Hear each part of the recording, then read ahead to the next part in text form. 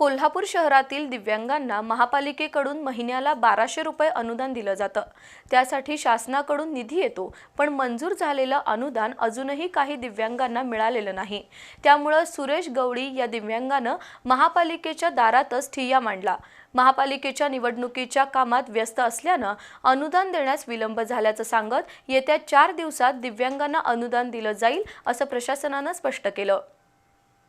40% पेक्षा अधिक अपंगत्व असलेल्या दिव्यांगांना शासनाकडून दरमहा 1200 रुपये अनुदान दिलं जातं। कोल्हापूर शहराच्या हद्दीतील दिव्यांगांना महापालिकेकडून अनुदान मिळतं, मात्र गेले 6 महिने हे अनुदान दिलेलं नाही। त्यामुळे दिव्यांग बांधवांकडून संताप व्यक्त होतोय। किमान औषधाचा खर्च तरी या अनुदानातून भागवता येतो, पण अनुदानाची रक्कम मिळत नसल्यानं वैतागलेल्या सुरेश गवळी या व्यक्तीनं आज महापालिकेच्या दारातच ठिय्या मांडला। सर्व कागदपत्रांची पूर्तता करूनही अनुदान मिळत नसल्यामुळे गवळी यांनी महापालिकेच्या अधिकाऱ्यांना जाब विचारला, पण निवडणुकीच्या कामात गुंतल्यामुळे दिव्यांगांचं अनुदान देण्यास विलंब झाल्याचं अधिकाऱ्यांनी सांगितलं। दिव्यांग अनुदानाचा धनादेश तयार आहे। येत्या 4 दिवसात हे अनुदान दिलं जाईल असंही महापालिका प्रशासनानं स्पष्ट केलंय।